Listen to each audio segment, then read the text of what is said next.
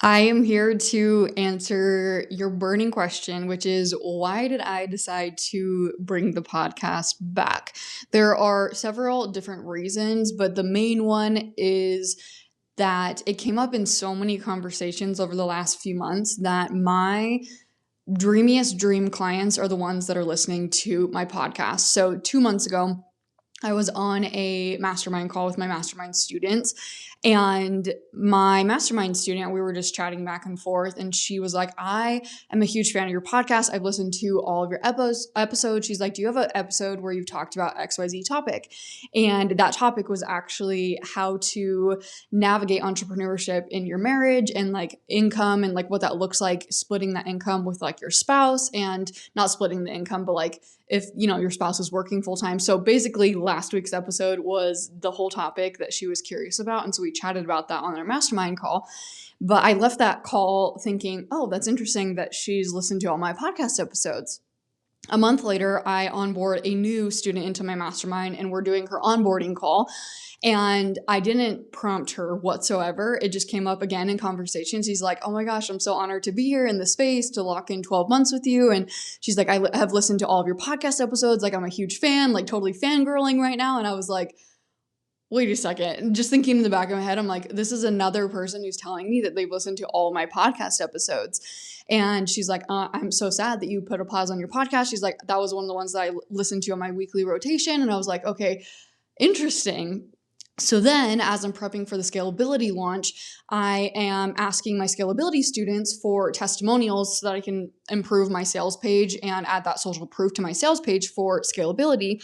And two of them, again, without me even asking, were like, oh my gosh, like, when are you going to bring back the podcast? Like, I would love to be a guest on your podcast. I've listened to every episode. Like, I'm so sad that you put a pause on your podcast. And I was like, okay, obviously God is telling me something here. The universe is telling me something here. Like, I need to start the podcast back up, because if you hear something once in feedback, it's like, okay, great. Like, let's stick a pin in it. Like let's write a little note. But if you hear something multiple times in feedback, it's like, okay, listen up. There's obviously something here. And so that, to me, just over the last 2 months, I've just had so many conversations where I'm like, okay, I need to bring the podcast back.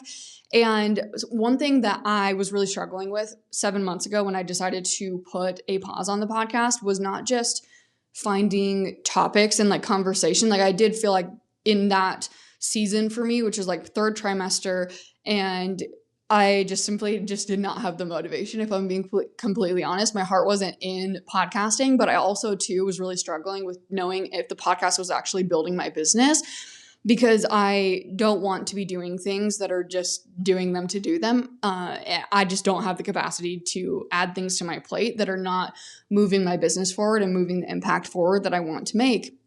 And so me hearing from these 4 different students, 2 mastermind students and then 2 scalability students, which are my highest level offers, my highest ticket offers, that they are listening to all my podcast episodes, I was like, okay, that is the ROI that I needed to hear and see to bring the podcast back. And so that is a huge reason why. I would say that's the biggest reason why I'm bringing the podcast back, is just realizing that my dreamiest dream clients are the ones that are listening to the podcast, and they're the ones that are getting the biggest impact and the biggest transformation, I guess, from listening to this podcast. And so it's just a good fit, right? Like, obviously I want to serve my dreamiest clients to the highest level, and the podcast helps to support that. But also too, thinking about what my vision is for my business in 2026. I've already started to plan for 2026 and thinking about 2026. My word of the year that I've chosen for 2026 is depth.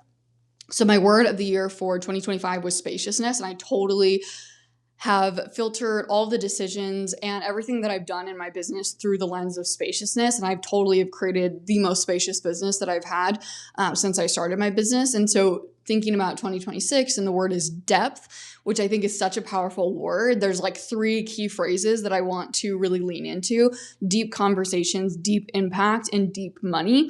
And the podcast helps with all of those things, right? So deep conversations, obviously the podcast is where I'm having those deeper conversations than I am having on social media. Deep money, well, if my dreamiest dream clients are the ones that are listening to this podcast, and I know that they're going to want to move into my offers to be able to work with me in that more intimate setting, then obviously that's part of the podcast is helping serve that goal there. And then deep impact. I know that my podcast, I would say out of all of my free content that I put out, if we're talking like Instagram content, like my Instagram stories, broadcast, email content, my podcast is where I'm truly able to give the most in terms of not just information, but behind the scenes and really just impactful content in that free setting. Like obviously my offers are where you're going to get the biggest transformation and really see the most that I have to offer. But in free content, my podcast is where I'm able to do that. And so it just serves that goal so well. So that's another why of bringing back the podcast.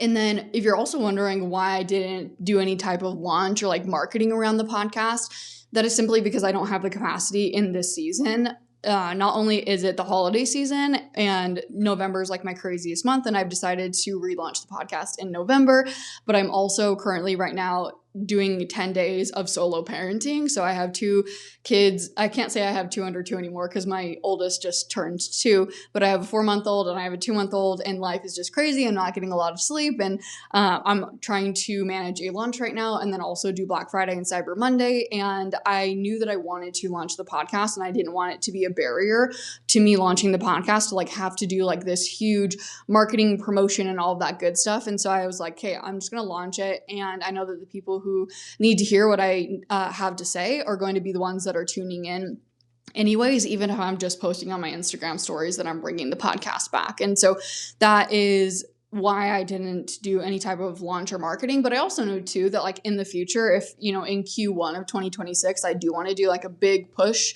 to, you know, basically revamp and regain listeners to the podcast, that I can do so.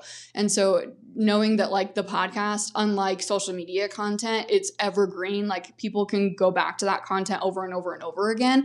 It doesn't make quite as much urgency on my end to do like this huge marketing promotion in order to like get listeners, because I know that people can find the podcast at any time. And anytime I do a big marketing promotion and big push, when I had the capacity, it's still these episodes that I've posted are still going to be beneficial for people.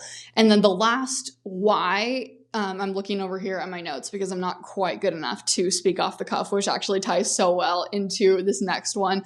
And the last why for bringing back the podcast, which is that it makes me a better mentor, and it helps me to really articulate my thoughts in a better way and explain things in a simpler manner. And that's a huge part of why I've decided to make these podcast episodes anywhere between 5 to 15 minutes, is because I do want to really challenge myself to just get to the meat and potatoes and just cut out all the fluff and just give you exactly what I want to say and what you need to hear. And so it's helping to improve me as a mentor, as a coach, and in every aspect of my business. And I truly believe that I am the speaker that I am, and I articulate the things the way that I articulate because of all the podcast episodes that I've had the opportunity to record in the past. But I also know that there's also still so much room for improvement. I am definitely not perfect in that regards whatsoever, but I am grateful that I have the podcast to challenge me in that way. So with all that being said, your action item for today's podcast episode, which is going to sound so simple, but the simplest things are the ones that actually end up scaling and compounding and building our business into the business that we really want, which allows us to stack income and stack memories. I want you to think about, where are your dreamiest clients coming into your world? How are they finding you, and what is the thing that's really making them decide to leap into that offer? And that offer could be your highest ticket offer. It could be one-on-one coaching. It could be a mastermind. It could be a program. It could be your signature offer, like whatever the offer is that you want to move most of your people into. How are people finding you? And what is that thing that's like really making them say, yes, I want to invest in you. And yes, you are the mentor for me.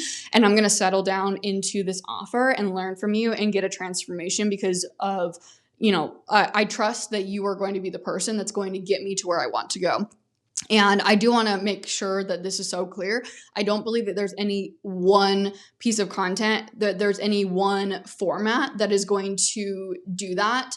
I think that there's accumulation of, social media content that people see and emails that people see and maybe a podcast episode, but like, what is that one platform or one content format or wherever it is that you're talking to your people, what is that one place that you think is moving people forward the most? And so for me, I've realized over the last 2 months that the podcast is where it's moving people the most. And it's not necessarily where people find me. People find me on social media and then they move over to the podcast, but the podcast is what moves them so much closer to purchasing in their buyer journey than like my free content on social media. Like if someone watches a reel, that's great, but it's generally not going to move someone to then purchase something from me, especially if we're talking in regards to like my highest ticket offer. The podcast, and I would also say like my emails and my email funnels are where the most heavy lift of moving people forward in their buyer journey is actually taking place. So I want you to think about that. And this for me has, again, it's so simple, but it has been a $50,000 lesson for me this year, realizing that like the podcast is where my people are and like I need to continue to serve people here. So asking yourself that question, and I guess I do want to leave you with just one question here, asking yourself, do I really need to be doing all of the things, or can I just double down on the 1 to 2 things that are working really, really well? And that's actually what's going to help me to scale. So I know that it can feel exhausting showing up in all of the places and, posting on Instagram and sending out emails and having funnels and podcasts and blogs and YouTube videos, like whatever it is that you're doing, like you don't have to be in all of the places. Instead, really taking a step back and asking yourself, where are those 1 to 2 places that I can really double down on and focus my time and energy on, not just throughout the rest of 2025, but moving into 2026, knowing that me doubling down in those areas is actually what's going to help me to scale and hit my goals even faster than me trying to spread myself thin between all these different content, social media platforms and different content places that I'm going to be posting. So that's just something to sit with. But thanks for tuning into this episode.